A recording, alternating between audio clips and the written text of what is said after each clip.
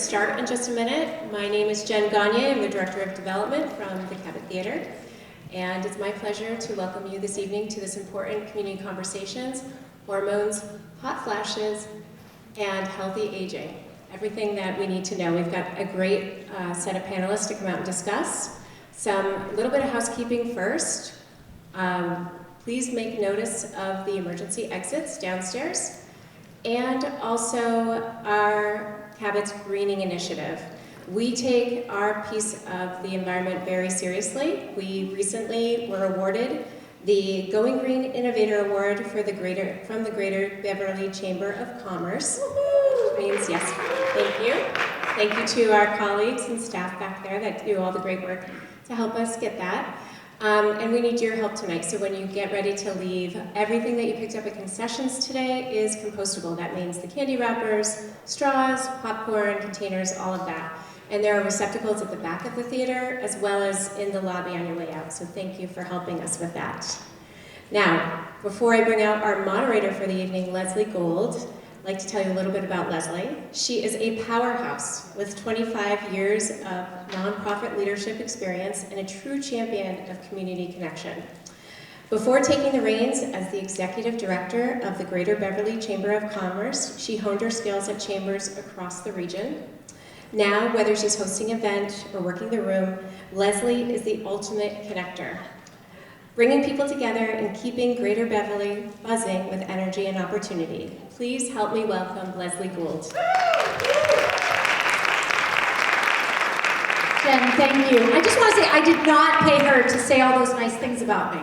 So thank you, Jen. I too have some housekeeping to do before we actually start. And I think I need to stand, because I'm a lefty, I need to stand over here. First of all, I want to thank all of you for coming this evening. This is such an important topic, And one of the reasons that we're doing it is because I've gone through menopause really badly between 2020 and like 2023. So this is obviously something that affects everybody, every woman. So first and foremost, my housekeeping, I want to thank our amazing Health and Wellness Committee, chaired by Melissa McLaughlin of Melissa McLaughlin Wellness. This committee was formed during 2020 when we realized that we had so many health and wellness businesses joining our chamber. So if you are a health and wellness business out there and you're interested in joining the chamber, we have something to offer you specifically with our Health and Wellness Committee. We do an expo. We're actually going to tackle lack of sleep and everything you wanted to know about sleep in November. We also do mini expos throughout the year called Wellness Within Reach at different businesses to try and expose as many of our members as possible to the public, because that's our mission. I also want to thank the amazing staff here, Jen, Kimberly, Tyler, everybody here at the Cabot for organizing this whole thing for us as well and hosting us. That's huge. These community conversations are so important, and I hope you've gone to others as well. Lastly, I have to thank Donna, my communications and membership manager, because without her, I am nothing. And I really appreciate Donna, wherever she is back there. I want you to know that you can read about each of our speakers. Their bios are on a QR code. I don't know if you happen to see those QR codes at the bars or in the bathrooms at our table, but you can read about them on the website of the Cabot under the community conversation here this evening. So that's one thing. I also have to thank our sponsors for our series, and they are Beth Israel Leahy Health, Beverly Hospital, and Addison Gilbert Hospital. They're a major sponsor and a huge supporter of everything health and wellness at the Greater Beverly Chamber of Commerce. So please think about them for all of your healthcare needs, whatever it is. They are really going to be, they really help us a lot and guide us a lot. And of course, Mary McCaffrey is one of our amazing speakers this evening. Also, Beverly Athletic Club is our gold sponsor. Our silver sponsors are AFC Urgent Care and Fitness Together, and our bronze sponsors are the Greater Beverly YMCA and Senior Care. Before I bring, actually, why don't I bring all the speakers out right now? Let's have you guys come out. Come on out, guys. In no particular order, oh, by the way. they will correspond with their headshot. And the goal here tonight, actually I really can't see that one. I will be taking some photos. So maybe I should get over here actually and go on this side so I can actually see people. How many people saw the Oprah thing the other night? If I can see. Did you guys see that? That was pretty good, right? That was pretty good. I'll tell you what I'm hoping is going to happen tonight, which is the whole purpose of why we're here. I want to dive deeper into each of these subjects. We have more time, and I want you to be able to ask your questions. So I have to tell you, about a year ago, at one of our health and wellness meetings, and we talked about this event for the following year, I said, it's either going to be about weight gain or we got to talk about menopause, because I am serious. I think this is a big issue. I think people want to know about it. I noticed myself on the news, Good Morning America is doing a series about it. More people, you're just hearing about it more and more and more. So I'm like, we are onto something. This is important. Now, I'm just going to say a couple of symptoms that happened to me, and I want you to think if they're starting to happen to you, okay? Because nobody talked to me about this. I knew about menopause, we heard about it, but just like we go through our lives, we go brush, brush, brush, right? Brush, brush, brush, until, oh my God, it's here. Charles Manson and I, we had a thing going for about in perimenopause. Do you know what I'm talking about? Do I need to get graphic? No. But Charles Manson and I met every month. Oh my God, I had this nice little period going for like all my life. Nice little period, yes, the Charles Manson. Suddenly, I'm like 3, 4, 5 tampons a day. I know, Bill, I know I'm getting really graphic on you, but I know you can handle it. I don't know if anybody's going through this, but I was like, what the hell's going on? I had no idea. I didn't know that's what was going to happen. Second thing, obviously hot flashes, right? Everybody has hot flashes. But I'll tell you, the most dramatic, and then I'm going to get right to you, Mary. The most dramatic symptom I had, and I'd be very curious to know if anyone else had it, all of a sudden, out of nowhere, I would get these panic attacks. Like, all of a sudden, my hand would go numb, start to kind of shake, my heart would go race, and I'd be like, what the hell is this? I really thought I was like, oh my God, something's really wrong with me. Now, of course, being a human as we are, with the flaws, I didn't do anything about it right away. I waited, there was a couple of months, and it was weird because I could change my thought. There was no rhyme or reason why this was happening, but I felt like every time I changed a thought, all of a sudden this would happen.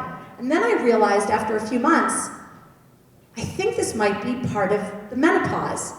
So then I said, okay, Melissa, you'll appreciate this wherever you are. I said, I'm gonna start to control my breathing when this happens to me. I'm gonna start taking deep breaths and see if that helps, and it did. So then I thought, this is menopause. I went to my doctor, I had my heart checked out, totally fine. But boy, did that scare me, and I don't know if any of you have had that out there. Okay, start thinking of your questions. We are gonna start with Dr. Mary McCaffrey, who is one unbelievably amazing OBGYN in our community, and I wanna thank you for being here. She's gonna give us the overview, and we're gonna talk about what hormones are made by the ovaries before menopause. What's that all about? Let's talk about our ovaries, baby. I wish I could see everybody. Anyway, it's like here. So what I think really helps before we dive into perimenopause and menopause is to first understand what the ovary does before perimenopause and menopause. So then you can understand what has changed. So usually when I see a patient, I do a little drawing and draw this all out, but we're just gonna have to draw in our heads. But, so the first place to start talking is you're gonna talk about the normal cycle. And the normal cycle goes from the first day of your period to the first day of your next period. That's your cycle. And the ovary has millions of eggs in it when you are a fetus. That's when you have the most. And by the time you hit puberty, you have maybe hundreds of thousands of eggs in your ovary. In your lifetime, you ovulate maybe 400. Otherwise, the eggs are programmed in their cellular makeup to die off. and menopause is when there basically aren't anymore. So every month, what happens is, when you have your period, a hormone from your brain called FSH picks out an egg. We have zero idea why it picks out that egg and not the eggs next to it. And, there are very smart people who spend all their time studying the ovary who don't yet know why that is. But the FSH picks out an egg and it makes the egg grow. And the egg grows over 2 weeks and it turns into a simple cyst that's like this big, and that cyst makes the hormone estradiol. I'm very specific about how I call the estrogen. I call it estradiol because that's what's important. There are 3 estrogens in your body. There's estradiol, ovary makes that. Estrone, fat makes that. And estriol, which is the breakdown product of estradiol and estrone in your urine. So the estradiol is the key to all of this. So the first half of the month, you grow an egg and you make estradiol. When that estradiol gets high enough, then the brain knows that egg's ready. Signal comes from the brain and you ovulate the egg. So that egg goes, it sits in the tube waiting for sperm, and that leaves a cyst behind in the ovary that now becomes complex and makes the hormone progesterone. So over the next couple weeks, that progesterone is up. That's your luteal phase, because the cyst is the corpus luteum. So that's our high progesterone time for the 2 weeks before our next cycle. If we don't get pregnant, the cyst dissolves, the hormone levels drop, and we get our next period. So basically, you make estrogen, progesterone, down, next period. All right, does that make sense? Can everyone hear her? Yeah? Okay, good. Okay. All right, so at age 37, and it's always age 37, the whole world, every culture, at age 37, what happens is your eggs start to rapidly die off. You might notice symptoms. The most common thing I have women say to me is, my period was always the same, and then after my last baby, it got heavier. And it's like, well, how old were you? I was 38. Well, there you go. So some women do start to notice a cycle change, maybe some subtle things, but most women don't notice anything yet at this point. Then we get into our 40s, the perimenopause, which is chaotic and horrible. That was Charles Manson. Yeah, Charles. That was like late 40s for I me. never knew about Charles Manson. God. Charles Manson shows up, but I think that's hysterical. And so in our 40s, what goes on is those eggs really start to die off and the quality starts to change. And that's why our cycle changes, because when there aren't as many eggs and they're not as good, the hormone called the FSH that pushes the egg to grow, it starts to go up because it's trying to make something go that's not working as well. And what that can do is shorten your cycle. So women in their 48 will be like, geez, I'm getting my period every 23 to 24 days, right? And that stinks because basically you have your period, you're recovering your period, you're about to get your period again. And when that happens, you spend more time in that luteal phase, that high progesterone time. So you get prickly and irritable and short-tempered and ragey and all those things, right? I hear giggles out there. Yes, of recognition. And so that's why, because the cycle starts to shorten, because there aren't as many eggs and they're not as good. Other things can happen as you go on in that perimenopause. You can start to skip cycles. So when you're skipping, your hormones are nothing, right? But then there are other times when your hormones are high. So it's a very hormonally chaotic time. That FSH can also grab a second egg. You can have this high estrogen that takes a long time to come down, then you bleed. 2 weeks later, you ovulate and get another period. So it's very, very chaotic. And it's basically the 8 to 10 years leading up to menopause. Oh, look at I got a big reaction because it's a long time to be miserable. But hopefully you have a partner gynecologist to help you through that. So at some point, you run out of eggs. It's on average age 51. Leading up to that, you start to skip 3 months at a time, 6 months at a time, but everybody's different. And menopause is when there are no more eggs. It's not really no more, but it's like some kind of plateau that makes the whole system shut down. So now you stop making estradiol. And when you stop making estradiol, well, that's menopause, and then there's a million symptoms. So that's the basics of the physiology. Sort of jumped way ahead. No, that's okay. You kind of answered a lot of your questions. I did. And I love this. So that's my little spiel. But So you know I just what? went right Let's into talk it. about Yeah, let's what, break it down. Yeah, so you have medical treatments. What kind of medical treatments are you recommending to your patients for these symptoms? Okay, so in perimenopause, the key is that it's chaotic, right? So I mentioned it's chaotic. So a lot of times, if someone's really cycling, close together and heavy, because the reason that Charles Manson visits is because your estrogens and so forth can be really high, and then you can get these crazy heavy periods with gushing clots accidents, and like you don't get a break. But also if you have something like fibroids, those are going to go to town in your 40s because of all that high estrogen. So one of the first symptoms women will show up with is Charles Manson. So heavy periods with gushing clots, an accident. So what we do for that, we can do medical treatments with basically with progesterone, because that has the action of thinning the lining of the uterus. Some women get an IUD, some women do birth control pills, some women choose a surgical option.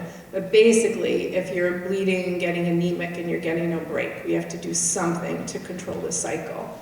But I'm finding also there are women who the period's fine, but that chaotic hormonal thing is just making them highly symptomatic, that ragey PMS on steroids feeling, and suppressing the ovary with a progesterone, like a birth control type progesterone, is a good basic place to start. And some women do an IUD for that, but there are some women, what we need to do is just like start with the progesterone and suppress the ovary so it's not doing all that chaos. And then I can layer on top of that estrogens as needed, natural progesterone for sleep. Then once you get that ovary quiet, you can layer things on. Menopause is almost easier because, do you want me to? Oh yeah. Yeah. Menopause is almost easier because in menopause you're at nothing, right? So your ovaries have stopped working, so your estradiol goes to nothing. I mean, it's nothing. If you check your hormone levels, it's like less than 10. So what you need is estrogen. So what might be your estrogen deficiency symptoms? So hot flashes. So hot flashes are caused by the thermostat in your brain, your hypothalamus, being out of whack. It thinks you're hotter than you are, it's trying to cool you down. So your pores dilate, you sweat, and you get cold. And that's what you do all night, and then you don't sleep. Anybody who would brush you off and say something like, no one ever died of a hot flash, because sometimes people have heard that, should come to understand that, in fact, hot flashes with sleep disturbance all by themselves increase your cardiovascular risk. So you should never be blown off for your hot flashes and your sleep disturbance. Amen. So there's hot flashes. That's like, I think hot flashes are such an easy thing to identify, right? And some women experience it as night sweats. Other cultures, like in South America, they experience them more in the arms. It doesn't matter how you experience them. It's all the same thing. Then other things, we get brain fog, increased anxiety, and palpitations. So that's related to that same system, the vasomotor symptoms of menopause, just like all this instability and ups and downs. If you have a history of PMS, postpartum depression, other mood things and times of transition, you are more vulnerable to having these mood changes again. Yeah, isn't that great? Yeah. So, and then we get in dry skin. Sometimes these really long lists will have dry skin, dry eyes, dry nail, it's all the dry stuff. Just dry everything. Dry. It's the Sahara Desert, right? It's dry. And then in the vagina it gets dry, and then it hurts, and it burns, and it itches, and all that fun stuff. And your hair can thin, and they get aches and pains. So aches and pains were kind of blown off as a menopause symptom in the past, but now the Menopause Society, which I'm a member of, and I'm a certified menopause practitioner, I am the only one on the North Shore, that aches and pains are, I think it's what's called myofascial pain, like it's kind of like your body's not as lubricated, and I do have patients feel better. And there are going to be some things in our body that are related to our body aging, like arthritis, and there are going to be some things that are hormonal, and there are going to be some things that are both. And then, of course, bone loss, osteoporosis, what becomes really important, once we make it through perimenopause, and then we make it through our initial menopause, then what we're going to worry about is becoming frail. And how we avoid becoming frail is by maintaining our muscle and our bone. I think there are people up here to help you with that. So we have to lift weights and we have to keep our muscle, but estrogen protects our bone. Can I ask a couple of questions just based on what you said? Oh, I can see if I do this. Sorry.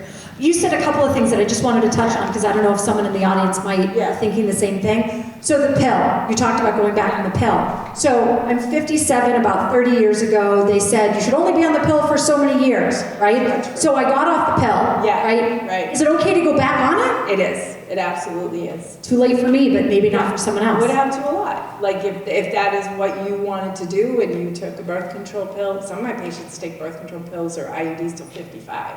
I mean, I leave those IUDs until they rust. Because it just keeps you stable. That's awesome. Yeah. And then I had my children 41 and 42. Yeah. Does that affect women's menopause and perimenopause? Not that we know of. And sometimes people ask me like, oh, I didn't get my period until I was 17, so does that mean I don't get my menopause until I'm whatever? No, we think it's like genetic aging. So your best clue is when your mom went into menopause, if she remembers, and she'll probably say, I didn't have any symptoms, but she did. So anyway, so no, this is a short answer. You're having babies at 42, it doesn't affect that. Great. Anything else you want to add before we move on to Mr. I Beck? can talk forever. So No, well, we're going to take questions afterwards. We're going to take questions after everyone gets to go through, okay? But this was awesome. Mary, you rock.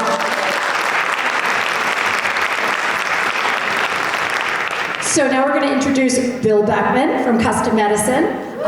This is really awesome because this is the hormone replacement therapy part that I can't wait to talk about, to be perfectly frank. And you and I had the conversation, when and why should someone consider it? And my question really, is it safe?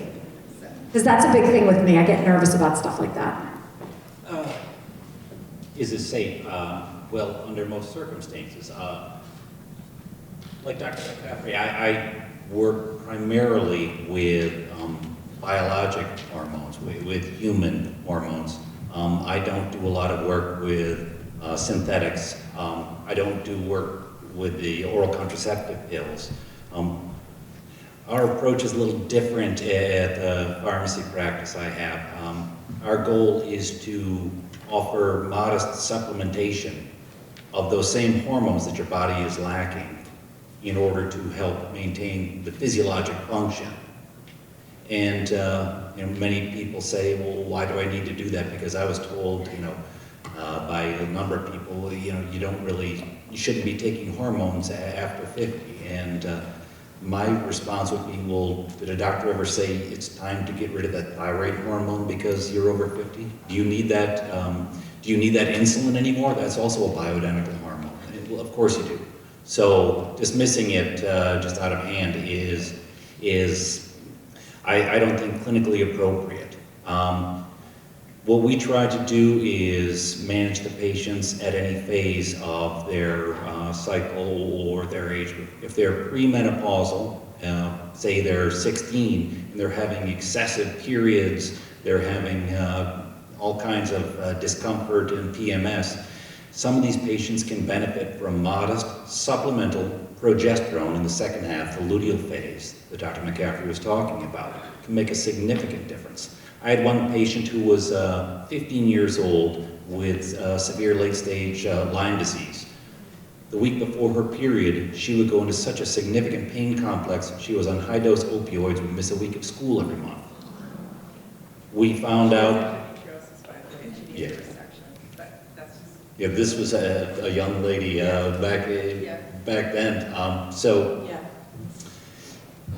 What we ended up doing with this young lady is giving her supplementation, and just by doing that, the pain complex was relieved. It can have a very significant difference.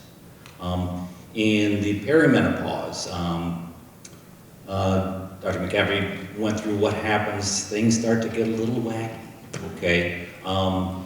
when the follicle pushes through and the egg comes through, that releases a lot of the progesterone. That's what she was talking about, is a big source of the progesterone.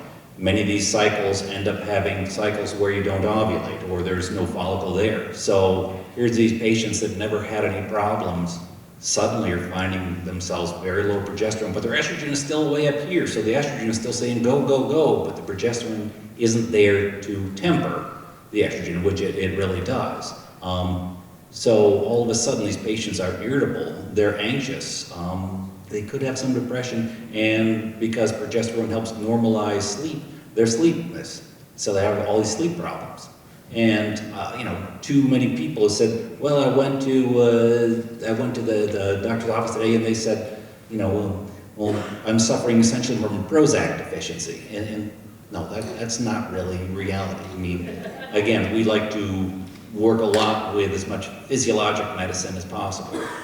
So many of those patients can benefit from supplemental progesterone matched to their cycle to help maintain a cycle if needed. The estrogens, of course, have a whole lot of functions. Having them, you're asking if they're safe.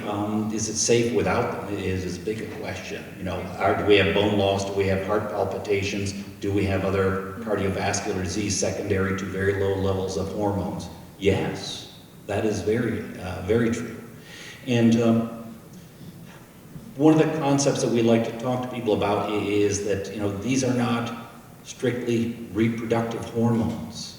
Okay, these hormones have receptors, spots where they work throughout the body, not just in the ovary, in the vaginal tissue, in the uterus, and the breast tissue.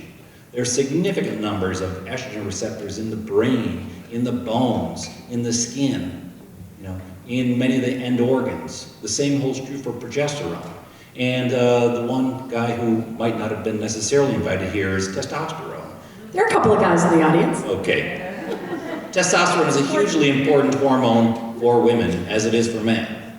Men's levels are 10 times yours, but it's hugely important. Is it an anabolic steroid? Yes, it helps build muscles. And it's not just biceps and quadriceps, it's postural muscles, it's muscles of elimination, it's muscles of love. It's internal musculature. So it's very important to have a certain amount of testosterone. Testosterone helps maintain bone mineral density. Testosterone gives a sense of well-being. Testosterone can help normalize blood sugar levels. So a lot of very important functions of testosterone. And the muscles could also include these little sphincter valve muscles at both the top and the bottom. So this very little of testosterone could increase likelihood of incontinence. So our feeling is that supplementation makes a lot of sense and safe. Actually, we think it's very important that we do maintain a lot of these levels. Let me ask you, and thank you for that, how do you go about analyzing someone? I walk into your business, how are you gonna, you take my blood, like what's the process for people if they're interested in, exploring hormone therapy? A lot of what we do is, as I was saying, physiologically based. So the best thing you can do under these circumstances is look at levels to start. We don't want to just guess where somebody's levels are. So we'll look at levels, and sometimes they will surprise you, whether based on a patient's age or their medical history. If there's very low levels of any of the hormones, we consider supplementation. And again, depending on where they are in life, maybe we do it, maybe do a cycle progesterone, maybe we do a static dose of progesterone. As far as how high we dose it, that depends on any number of things. It's kind of as much an art as anything, based on the symptoms, based on the patient's background, based on the patient's size. Those can all be factors in this. Do you work with doctors? Like, could you work with my doctor if you know what I mean? Do you have an open conversation with them so that it's not just, the custom medicine or the traditional medicine? Do you work with the doctors? We do quite a bit of work with doctors. I've worked with Dr. McCaffrey for 15 years at least. Yeah, something like that. When I first opened, there were essentially 0 practitioners working in what we refer to as bioidentical hormones up here in the North Shore. So I had a few discussions with some of the practitioners at Essex County OBGYN, and told them what our approach was going to be, and a number of them said, I will work with you. I would have you do a lot of the therapy management. So I've done the therapy management for many of those practitioners in that practice, as well as a good number of internal medicine physicians up here in North Shore through the years. I'm trying to get away from the therapy management, putting that back to the practitioner, because that is really, I think, what makes the most sense. But a lot of it is, unfortunately, educating them, because these approaches are not necessarily talked about in medical and pharmacy and nursing programs. Functional medicine, physiologic medicine as a basis, it makes a lot of sense. Let's find out what's going on first, rather than treating a symptom with a drug. So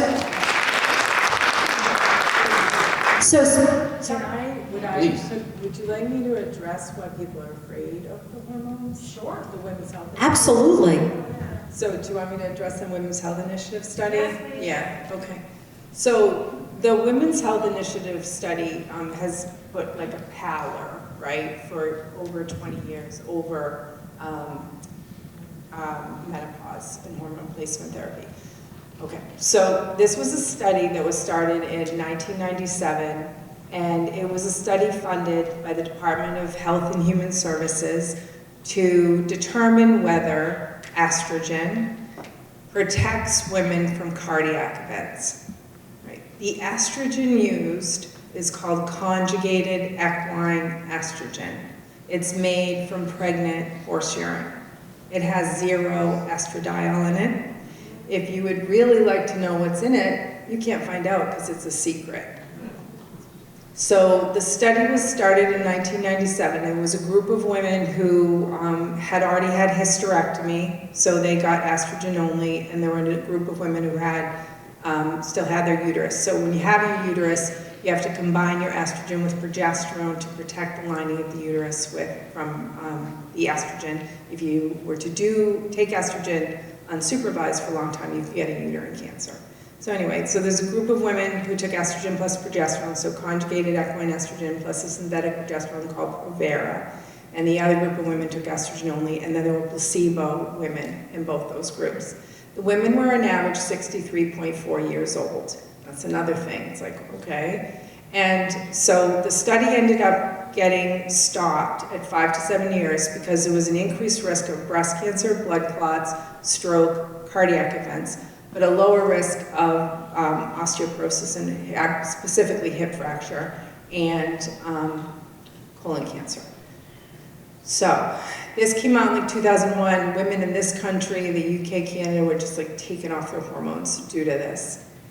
With time, there were criticisms. So criticism number 1, how old the patients were. So they were 63.4 years old. You know, my schedule now is much younger. I see 48 is my age, but it used to be 52. Everybody was 52. So the women were older. So they then reanalyzed the data, and they looked at the 50 to 59-year-olds versus the 60 to 69-year-olds. It turned out the 50 to 59-year-olds were kind of okay, and it was the older women who weren't. So then it came out that, okay, you can give women hormones, but they have to be in their 50s, and you can only do it for 5 years. That all just comes from the WHI. Then further criticisms were how they analyzed the data, and they analyzed in this certain way called confidence intervals, but really it should have done adjusted confidence intervals, and when you do it when you reanalyze the data, the effects. Anyway. Other things to understand is that confidence intervals get reported as, for example, there was a 1.3 risk of breast cancer in the women who took the combined conjugated equine estrogen plus Provera. The media reported that as a 30% increase, but it's not. And the actual clinical risk were 1 in 6,000. And I would say to patients, you know, I sit in front of you right here, my risk of breast cancer is 1 in 9. Everyone in this audience is at least 1 in 9. Some of you might be 20%, depending on your family history and so forth. So if then I add 1 in 6,000 onto it, what does that mean? You know? So with time, we've realized there are a lot of caveats. And to me, the most important thing is that it's not estradiol. So personally, when I do hormone replacement therapy, I use an estrogen patch. because most certified menopause practitioners do, because we like a steady level of estrogen. The estradiol patch is made from Mexican wild yams, as is the micronized progesterone that you take to oppose that estrogen if you have a uterus. We also, Bill tends to use creams, bioidentical creams, and anything that goes through the skin is got benefits, and that's a lower risk of DVT, and it doesn't it bypasses liver metabolism and doesn't interact with the cortisol system, basically. So anyway, so the WHI is not relevant, and in that it's not estradiol. And the thing that helped us at first was that in Europe, women were using estradiol patches, and then the safety data came out, and it was, very safe. And the long-term data on the WHI are very interesting also, because the 20-year breast cancer risk of the women in the WHI show that the women who took the estrogen only have a decreased risk of breast cancer and deaths from breast cancer at 20 years. So what does that mean? And I think it's also very important to understand what estrogen does to breast tissue. What it does to breast tissue is it makes it denser. So when there's a dense breast tissue, that makes your breast look more white on the mammo, and breast cancer is white, so it could hide a little breast cancer. But does the estrogen go into the gene and cause the cancer? I don't think so, but anyway. So that's why we're afraid of estrogen, because of the WHI. No, but thank you for that information. That's really important, because I know Oprah she touched on that on her show the other night. I actually wanted to continue with our conversation about different symptoms, like lack of libido all of a sudden. Let's talk about sex for a minute, shall we? This is a big deal. A lot, you used to hear, right? Did you always hear, like, growing up and stuff, oh, well, they don't do it anymore, and, she's not interested, and people get divorced over this kind of stuff. I mean, this is a big deal. Can you help us, please? In many cases, hormone supplementation can have a pretty significant difference on that. The old established concept is that, testosterone will really help support libido. It does, but I have found that progesterone has every bit as much to do as testosterone, in many cases more. Additionally, estrogen is a big part of it as well, and not just mentally, but also physically. Your body's responding to, stimulus. Part of a lot of the lack of libido could be an actual physical situation. A postmenopausal woman has very low levels of estrogen. What happens? We get loss of soft tissue health, especially vaginal tissue. One of the treatments I do quite a bit of is using I use the estriol, the E3 estrogen. As a vaginal treatment, but vaginal estrogens will help the vaginal tissue regrow and normalize. And the fancy word for painful avoided sex is dyspareunia, but if it's just painful and something you want to avoid, this can be averted and can make a pretty significant difference in your life and the life of your partner and your partnership, quite honestly. And what about loss of libido? So, I want to just touch that. I agree that if I have patients that if we fix the pain with some, local estrogen, if they don't want to take systemic, and there's some data too on like a really low dose testosterone for the women who it's really stubborn. And coconut oil is your best lube, by the way. That's at Market Basket, everybody. Seen it there. Yeah, 6. Run! So a lot of times, when you feel better, and then also I agree, like if you feel better, then you'll, have more libido. But can we fix actual drive for sex? The data on testosterone are like medium. But the data show that if you bump a woman's testosterone level up to premenopausal female levels, then you can, and you use it for like 6 to 9 months, you can see a moderate effect on libido. So I have some patients who love their testosterone and it really helps them.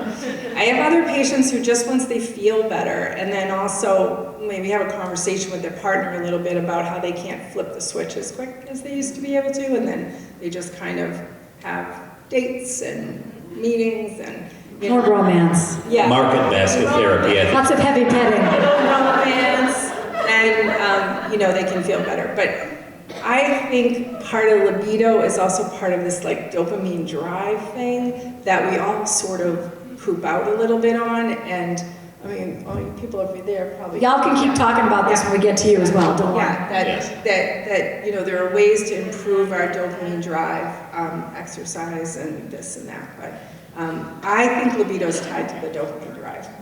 And even to a certain extent, oxytocin. Yeah, the oxytocin.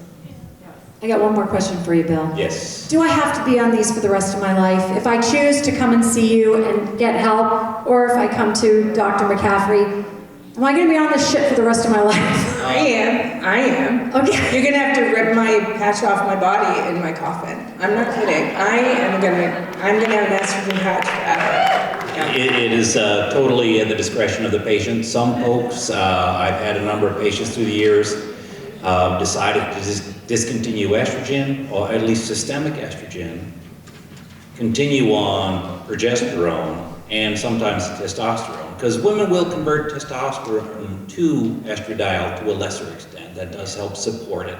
And sometimes that is enough for them. And none of this stuff turns you green inside or has you like growing different extremities or anything like that. Like this is. The really good news is that we have more and more data that are showing the safety of estradiol products, and that there are good recent data to show that women, given women over 65, is a little bit of estradiol is good for everything.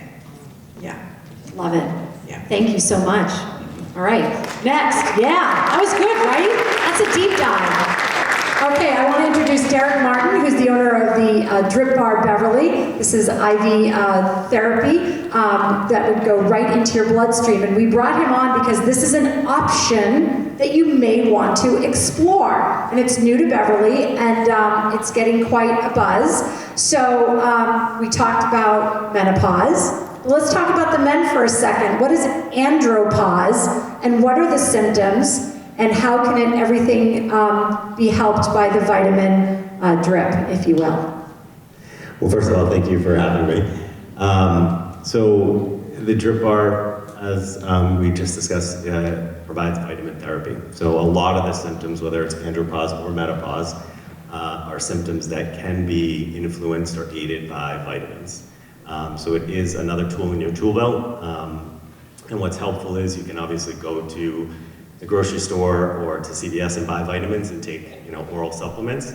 But the ability to do it at the drip bar or IV therapy, where you can get the injections or the IV, allow you to take it to another level. So you're going to get much better absorption, you're going to get much better effectiveness, and there's a lot of different vitamins that we offer that can help, like I said, with some of the symptoms that have been discussed earlier. Okay, so sorry, I want to make sure we stay on time, right? So, okay, you and I had talked about the intravenous, if you will, versus an oral supplement. I think you just said it, that it obviously is it doesn't go into your bloodstream the same way. How do you, just like I asked Bill Beckman, how do you treat me if I walk into your business? How are you going to, who do you have working for you that will know medically what I need? Absolutely. So first of all, we're going to talk about symptoms, and we'll always start with symptoms. We want to treat symptoms. Now, if someone specifically brings up menopause, there's a lot more information that's now available to me, and we know there are things that they might not be symptomatic of, but that we could help out with. So things like bone density, for example, right? Things like calcium, vitamin D, for example. If someone comes in and they're talking about, brain-related activity, right? Whether it's brain fog or confusion, things like that, there are things that we can provide. People come in and they're looking for energy. B vitamins are a great source of energy. Again, we'd always recommend people to be tested, so we can actually test before, so there's a baseline, receive the treatment, get tested again to see and confirm that it's having the impact that it should. Zinc is another one, calcium, obviously. obviously for bones. I've been getting into magnesium a lot lately. Yeah, magnesium, great for sleep, obviously. Also just good for mood, relaxation. So we talk about your symptoms and we evaluate, based on your symptoms and how you prioritize them, what you might be interested in. And again, it might be a combination of, IV drips and vitamins that you get, at CVS. The benefit, of course, being, immediate delivery and then more effectiveness, better absorption. If you take an oral supplement, the studies show, maximum 20% absorption. If you have an IV, if you go to the hospital, right, they're giving you an injection or an IV for a reason, you can get up to 90%. So it's much better effectiveness.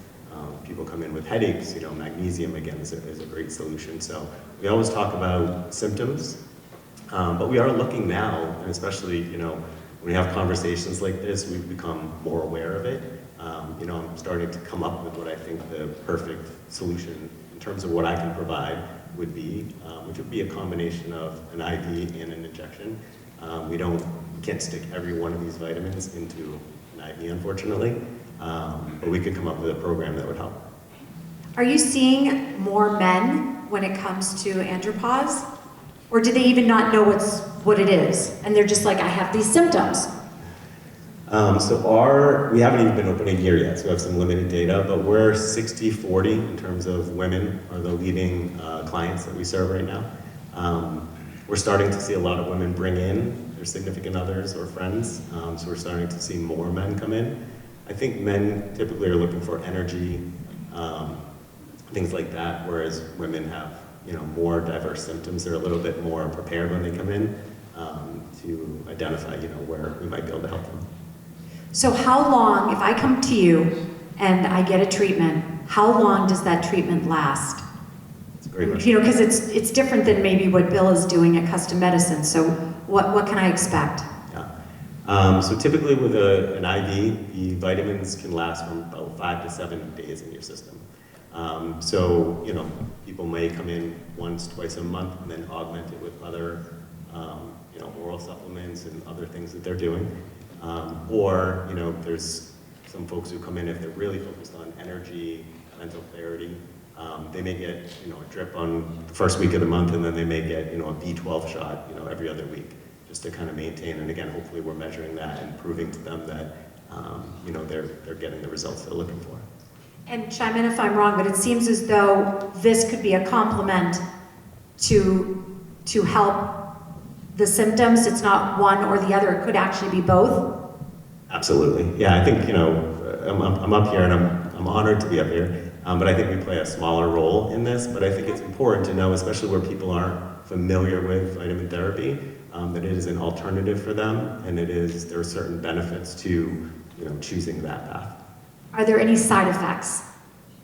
In terms of side effects, no, I would say, but in general, the way that it kind of works is we get a medical history, we have a physician who does an exam, we're going to look for any kind of allergies, we're going to look for any conditions that would prohibit them from being good candidates. So we do a lot of due diligence to make sure that it's safe for that individual. It's an opportunity for them to ask questions of the physician before we move forward. Everything that we do is done in a sterile environment. It's all administered by nurses and nurse practitioners, so we go out of our way to make sure that it's really safe. Okay, is there anything else that you want to add before I move on to Karen? No, thank you. Okay, thank you so much. All right, yes. I don't know if anyone realized that could be an option for them. Karen Johnson is the owner of Curves in Topsfield. Thank you so much for joining us, Karen. All right, this is really important because this is all about staying physically fit. So I'm at the gym every day. I know weight training is really important. Do we need to work out differently now that we're either going through perimenopause, in menopause, or after it? So, I'm going to say the short answer is no. And that is because, really, for all adults, there are 3 essential components of a complete fitness program. One of those is strength training. One of those is cardiovascular exercise, and also stretching is extremely important. I would also add balance, working on balance too, but so obviously cardio for heart health and stamina. Strength training is really important to maintain or increase your muscle mass. You need that to stay strong as you age, and you also need it to help improve or maintain your bone density. And also it helps with your metabolism as well.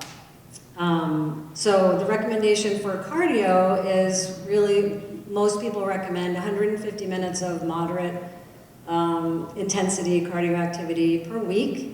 And that's moderate, that would be something like walking, but not like leisurely la la la la la walking, but you know, speedy walking.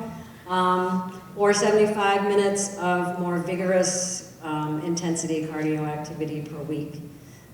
Or a combination of the two, but really important. Strength training, it's recommended 2 to 3 times per week. I really suggest 3 is best, or 3 to 4 even. But that can be done with weights, hydraulic resistance machines, or resistance bands. You can also use just body weight-based movements like squats and planks and push-ups and all that good stuff, including yoga. Yoga's in there too. So the resistance is really important because you need to overload your muscles in order to get them stronger. And you know, overloading them means working them to their capacity. Like, you want to work as hard as you possibly can, so you're what we call overloading them. They can't get stronger if you don't do that.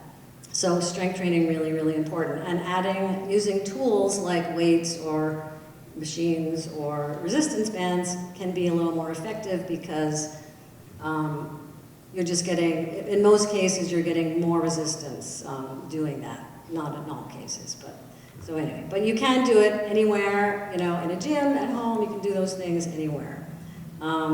So stretching is really important. I mentioned that too.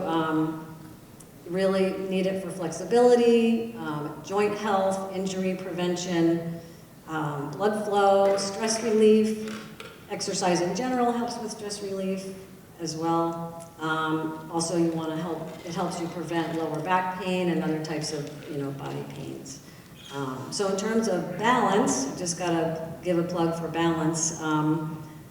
You know, balance problems really are a major cause of falls in older adults, and, you know, from all ages, older adults, like 50s, 60s, 70s, 80s. And the stats are pretty scary. 1 in 3 adults age 65 and up falls every year. 50% of adults age 80 and up will fall every year. People who do fall are 2 to 3 times more likely to fall again.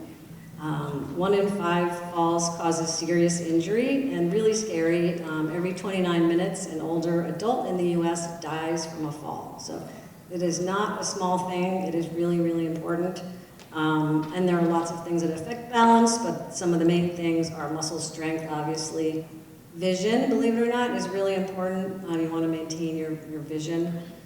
Get those glasses if you need them. And proprioception is the other thing. But you can improve your balance at any age. You can get stronger at any age, you can work on your vision, you can practice all the skills you need to have better balance. Standing on one foot, you know, while you brush your teeth, or in the kitchen, you know, when you're washing dishes or whatever, you know, just make it part of a habit. So the bottom line is, you know, I really don't think women in menopause need anything different. However, a lot of women tend to focus on cardio. You mentioned strength training right off the bat, but that is just so, so important. You know, cardio is great, we need that too, but a lot of women, they focus on things like walking, running, pickleball, you know, tennis, whatever, all these things, and they're great for you, but they're not strength training. So, you know, again, you need it 2 to 3 times per week for optimal health. And the reason you need to do it is because we lose muscle as we age. So it just doesn't hang around. You're going to lose it if you aren't working to maintain it. So some more stats for you. You lose about 3 to 8% of your muscle mass every decade after age 30. You can lose up to 10 to 15% every year after age 50 if you're not working, you know, to prevent that from happening. So obviously, muscle helps you stay strong, prevents those falls, so you can remain active as you age, But also really important is that muscle is the most metabolically active tissue in your body, so it actually burns more calories than fat. So it burns the most calories even at rest. So you really need muscle to burn calories to keep your metabolism healthy. And the loss of it will slow your metabolism. So that means you know, if you're in your menopause age years or older, you may burn fewer calories than you did in your 20s or in your 30s because you have less muscle mass. So that's my problem? A lot of times, yes. So can I segue to that one question that I asked you when we were going back and forth in email? I don't know if any of you guys feel this way. We have a pretty fit audience as people were walking in. But you know when you were younger and you saw everyone that was older and you thought, wow, is this what I'm gonna look like when I get older, right? I try to eat well. I really do. I'm very conscious of it. You know, I'm not perfect, but I'm conscious of it. You know, I go to the gym at least 3 or 4 times a week. That scale, god damn it, is not budging. What am I doing? I mean, it's like I'm fighting against myself. And I wanted to know if anyone else felt the same way, because I'm really trying to do everything. So, I mean, anyone can, you know, what do you think? What's wrong? What am I doing wrong? Well, yeah, we have a doctor here too. I mean, hormones can affect these things, and I am not a doctor, so, but, you know, like some studies show that estrogen can contribute to weight gain or inability to lose weight, and you should Should I answer that? Go. So when our estrogen level drops in menopause, that's why we get the paunch, right? So when I have 3 extra inches on my paunch. I'm like the biggest size I've ever been. sorry, It is, it's very sorry. it's sorry, but so the drop in estrogen does make us distribute fat differently. But if I give you estrogen, it's not going to move the fat around. I'm sorry to tell I you. need to have some kind of But tummy tuck. So I 100% agree here that if you were perfect and you ate the exact same calories and exercise exactly the same every single day of your life, you would basically gain 10 pounds every 10 years because of the slowing of the metabolism. The only way to rev your metabolism back up is to get muscle, and like muscle, like lift like an athlete. Does anyone else feel this way though, right? Yeah, everybody. Does everyone feel this way? Did anybody like me wake up one morning and go, what the hell is that? Like that thing. What the hell is this? Yeah. Oh, okay. All right. So I also want to just mention the issue of cortisol. You haven't really talked about that, but you know, a lot of times I see women in my gym who are really stressed. They probably have what you would call chronic stress, chronic sleep problems, and those are things that cause your cortisol levels to rise, which can cause you to gain fat or retain or gain fat around your middle, so visceral fat, which is the least healthy, you know, kind of fat. So sometimes people can be doing all the right things, and if those things are a problem, they can't lose weight because they're actually, you know, they just have too much cortisol. But that's something, obviously, if you have issues like that, you need to go see a doctor. You can get those things checked out. But you should also learn how to manage your stress issues and your sleep issues, because that's extremely important, you know. Does anyone have sleep issues out there? I don't have a problem sleeping, so that's not my issue, but I feel for people, and I know a lot of people do. So we will definitely... Cortisol levels sometimes, they're supposed to be high at 8 a.m., about half that at noon, about 1/8 that at 6 p.m. and stay low. I have a number of patients who will suddenly get a secondary surge of cortisol in the evening and they can't fall asleep. So there are supplements, just natural amino acids, that will lower your excessive cortisol that we use pretty routinely into those types of patients effectively. That's important to know. That's very important to know. It's got a funny name of cortisol manager. I just wanted to add one more thing about that. Please, Karen. It is possible to not be eating enough. So you talk about eating right or eating healthy, but sometimes people think that means I need to eat less. And a lot of times, again, in the gym, I'll say, well, what, you know, what's going on? And they'll say, well, I'm eating less, or I know what I need to do is not eat. The answer is you don't want to not eat, right? You need to eat healthy, but a lot of women, particularly I think, tend to over time eat less and less and less. They're not losing weight, so they eat less, and then they keep not losing weight, so they eat less. And you can actually put your body into starvation mode, which you've probably heard about, where your body's saying, okay, we're not getting enough nutrients, so we need to hang on to what we've got, and it slows your metabolism. So that's another really big problem that I see, especially in women, but I only see women, so. Talk to us about being thin. Does that mean that you're healthy? There are a lot of women out here that they're gorgeous figures out there, envious of all, but does that mean that they're healthy? So the answer is no, unfortunately. So I don't know if you have ever heard of the term skinny fat. So there is such a thing as being skinny fat, and that is, again, you might see these beautiful older women they're very thin, but that does not mean that they're healthy. So a really better indicator of your health is looking at your body composition.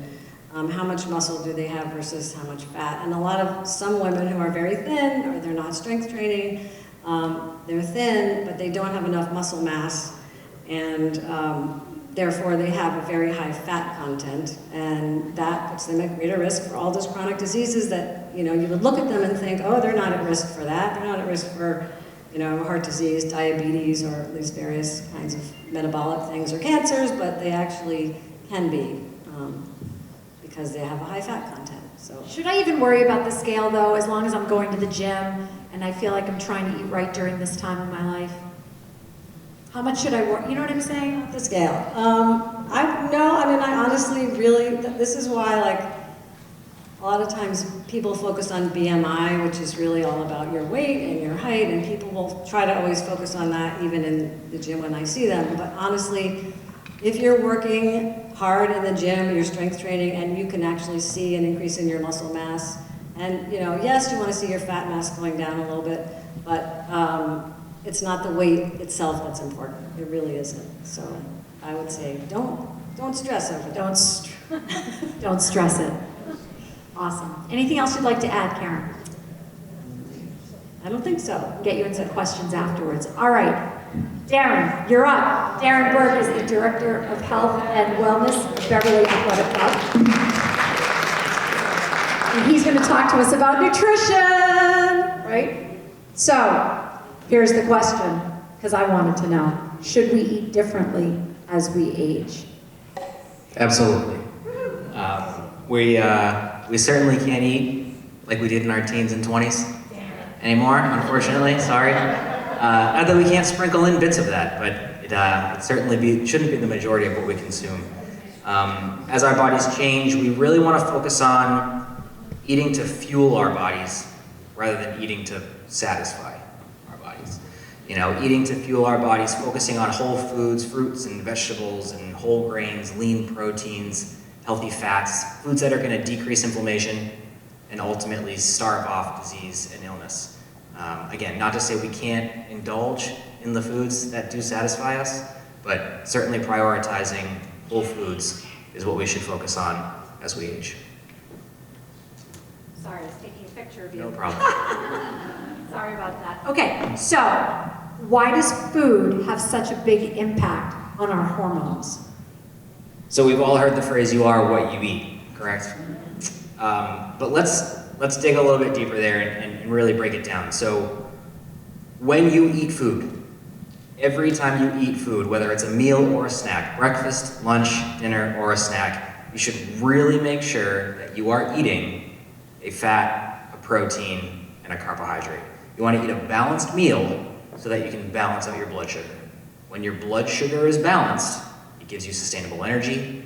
A balanced meal is going to give you 2 to 3 hours worth of sustainable energy where that food noise is kind of gone. You're satisfied, you've hit all your macronutrients, and then come your next meal, it's simply, looking at the clock like, I should probably eat lunch now. Rather than riding that blood sugar roller coaster, which is absolutely going to mess with your hormones. So, if you think about the standard amount, fast food, spike, crash. Now you get home, you're exhausted, but ice cream sounds pretty good, So you have this sweet treat before bed, and before you knew it, you've been riding this blood sugar roller coaster all day long. Now, when your blood sugar is high, okay, so you eat that carbohydrate-rich meal, and I'm not hating on carbohydrates, I'm just honing in on the fact that every time we eat, we should really balance out what we're consuming. But when your blood sugar is high, we have to worry about fluid retention, fat storage, headaches, hormone imbalance, high cholesterol, high blood pressure, decreased metabolism, and possibly insomnia. On the flip side of that, when we have low blood sugar, now when you have low blood sugar and you are hangry and you need something and you need it right now, you're not thinking about the salad with grilled chicken. It's not what you want. You want sugar, you want salt, you want crunch, you want caffeine. When your blood sugar is low, we're dealing with inflammation, fatigue, cravings, irritability, PMS, hunger, panic attacks, depression, and possibly night sweats. So again, the take home there, you are what you eat, but more specifically, how our body responds to different foods and making sure that we keep all of our meals and snacks balanced. Fat, protein, carbohydrate. Every time you eat, balance out your blood sugar, stabilize your energy. You're never too high, you're never too low, and you can prevent those spikes and crashes that are really gonna throw not only your hunger hormones off, but cortisol for sure. So very quickly, my morning is a smoothie of yogurt and almond milk, bananas, strawberries, and blueberries. And then, sounds good, right? Then I go to my lunch, I'll have grilled chicken. This is like my norm. Grilled chicken, I cut up a sweet potato in the morning, I put a little olive oil, some thyme, and a little bit of salt, bake it for half an hour, throw that in with the chicken, and then I throw in some broccoli and some green beans. Then at dinner, I'm looking for another protein. I might have a couple of boiled eggs, or maybe I will have some meat or some chicken or what have you. I'm not normally going for the freezer and the mint chocolate chip ice cream, though I would love to. I watch my kids eat it, and I'm not perfect because I certainly do have some once in a great while. But what foods, now that you've heard my diet, what foods should you prioritize while we age and limit? Yeah, so again, whole foods and foods that ultimately are decreasing inflammation. So fruits and vegetables, especially dark leafy greens, berries, cruciferous vegetables like broccoli and cauliflower, healthy fats, avocados, nuts, seeds, fatty fish, lean proteins, chicken, eggs, lean beef, turkey, whole grains like quinoa, brown rice, 100% whole wheat bread, and legumes like lentils and beans, but other like really cool foods here. Green tea, super high in antioxidants and L-theanine, which helps promote relaxation and decreases your stress. And dark chocolate, high in magnesium. Okay, now I assume everyone here knows how to eat dark chocolate. Yeah. You're not supposed to chew it, all right? You just gotta let it do its thing, you gotta let it melt in your mouth. Resist the urge to chew it, especially the darker you go, because the darker you go, the less sugar it has, the more time it takes your palate to really enjoy it. I mean, if you think about when you were a kid and you went trick-or-treating, you know, you're getting the Reese's, you're getting the Kit Kats, the Snickers, the Three Musketeers, the Milky Ways, and then there was that little rectangle of Hershey's Specialty Dark. It's my favorite. The first time you had it, you were like, what is this? Because there's less sugar in there. But what's interesting is dark chocolate's not only high in magnesium, but antioxidants. It's also really high in fiber. And the higher percentage you go, the higher you can tolerate, the more you can eat, because there's less sugar. If you buy a bar of decent dark chocolate, 72 or above, a serving size of that bar is most likely about 2/3 of the bar. Now, if you can resist the urge to chew it, if you break a square off and put it in your mouth, you can have 4, 5, 6 of those squares. You're gonna have chocolate in your mouth for like a half an hour. So you want to let it just melt in your mouth, or should you just swallow it whole? Let it melt in your mouth. You're not going to enjoy it if you just... I mean, seriously, like if I had known about this dark chocolate, because I loved it, we would have given everybody dark chocolate. And red wine, too. Oh, man. Red wine? Good pairing. But foods to avoid. Processed foods. Added sugar, which can disrupt insulin levels and ultimately cause inflammation. Excessive alcohol, saturated and trans fat, and refined carbohydrates. okay? Limiting, again, not eliminating these foods. And again, prioritizing whole foods is gonna help keep blood sugar balance, which will hopefully keep hormones in balance. Can you give people an example of what you might make for your daily intake of food? Well, I'll tease what I'm gonna talk about next. The smoothie that I make for myself and my wife and my kids, very similar to what you make, except the liquid base that I use is kefir. What is it? What? Kefir, probiotic? No? I at least think Kiefer Sutherland, I'm with you. Right. Okay. Kefir's a probiotic. Okay. All right, we're going to talk about probiotics in a second, but kefir's the base, frozen blueberry, frozen banana, a big handful of a mix of spinach and kale, and walnuts. That's the start. Your Kefir. Kefir. Write that down. It's near the yogurt. Yeah, it's in every grocery store. You haven't been looking for it. Whole Foods has the big section. Yeah, it's so when it comes to probiotic-rich foods, because when it comes to another thing that we need to focus on outside of just diet in general is our gut health. Gut health is so important. Your gut and your brain talk to each other. There's like a super connection there. It's the gut-brain axis. Generally, if you have a healthy gut, you're probably a pretty healthy person. If you have an unhealthy gut, more inflammation, more susceptible to the common cold, heartburn, indigestion, and a variety of other gut issues.